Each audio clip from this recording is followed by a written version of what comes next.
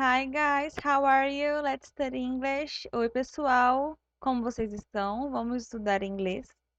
Bom, antes de começarmos, eu vou já dar a dica da music, the music of the. E a música que eu escolhi para essa semana é do Now United, Beautiful Life.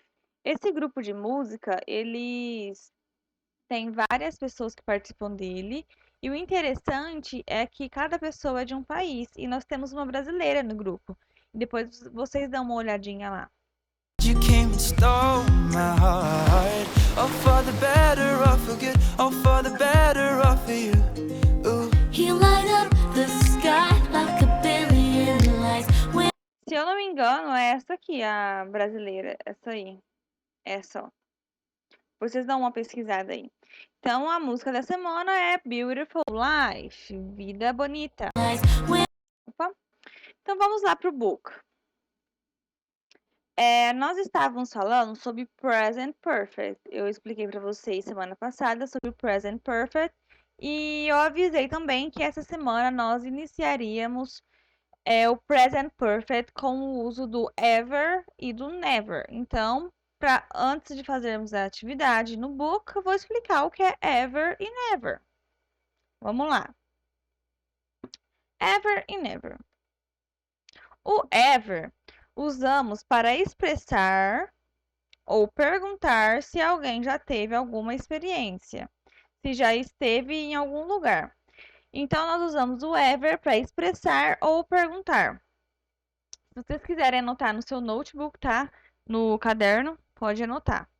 Igual essa pergunta aqui, ó. Have you ever been to Ireland? Você alguma vez já esteve na Irlanda? É igual, por exemplo, se eu fosse fazer uma pergunta normalzinha no Present Perfect. Have you been to Ireland? Você já esteve na Irlanda?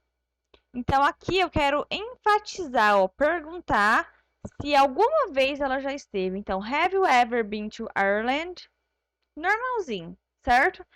Mas, qual que é a dúvida do ever e do never? Porque, aqui, ó, que a gente tem uma pergunta, né?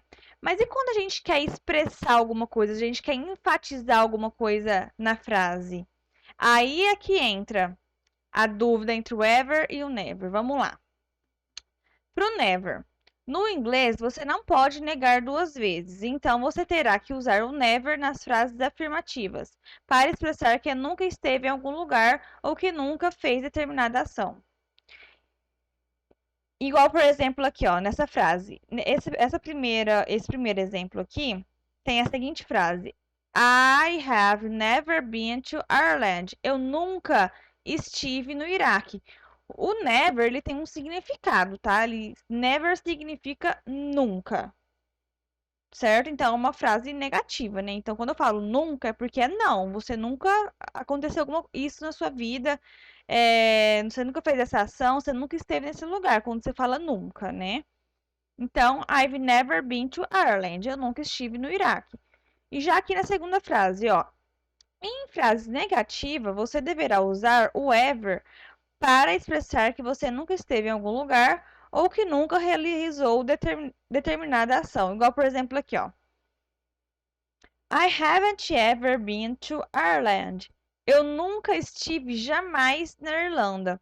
Teacher, qual que é a diferença dessas duas frases? Pay attention, atenção. Aqui, eu tenho uma frase afirmativa, porém estou negando ela com o never. Aqui é uma frase afirmativa e estou negando ela com never. Já aqui eu tenho uma frase negativa no present perfect. Por quê? Ó, eu tenho have mais o not.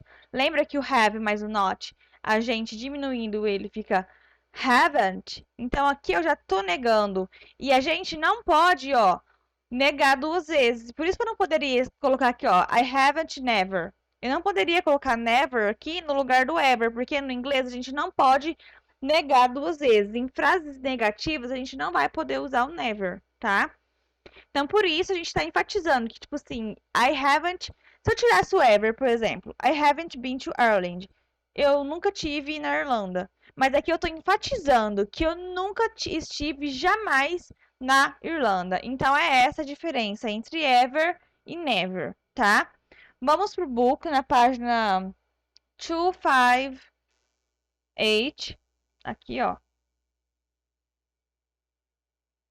Aqui tá falando sobre o present perfect simple com ever e o never, tá? Se vocês quiserem depois dar uma traduzida aqui pra ver, que é tudo que eu expliquei, acabei de explicar pra vocês. E aqui nós temos atividade para fazer sobre tudo que a gente já viu, sobre o present perfect, mais o ever e o never. Nós vamos ter aqui coisas misturadas, tá? Então, por isso que eu expliquei primeiro o present perfect e a gente fez atividade sobre o present perfect no livro. E agora, como eu expliquei, já expliquei o present perfect e o ever e o never, aqui vai vir com coisas misturadas, tá? Eu acho que nesse terceiro aqui, ó, que vai ter coisas misturadas. Vamos vir aqui. Complete the chart. A gente vai completar aqui essa caixinha. Aqui a gente tem que prestar atenção que a gente vai precisar usar a página 262. Vamos lá para a página 262. Lembrem dessa tabela, que aqui no primeiro nós temos o infinitivo, que é o verbo sem ser conjugado, depois a gente tem o passado, mas a gente usa para o present perfect os verbos que estão aqui, ó, no past participle. Lembram? Então vamos lá. Na 259. Aqui no verbo sem ser conjugado, nós temos o verbo do. E como que fica aqui no past simple? Olhem lá na tabela como que fica o past simple. De do. Fica. Nós temos o do, e depois o did, e depois o done, certo? Então, aí no past simple, vocês vão completar com did. No próximo, é o had, que é o verbo ter. Como que é o verbo ter no presente aí, hein? Que fala assim, eu tenho, nós temos. Have. Que no past simple fica had. E aí, como que fica no past participle, galerinha? Como que fica no past participle? Vamos lá olhar.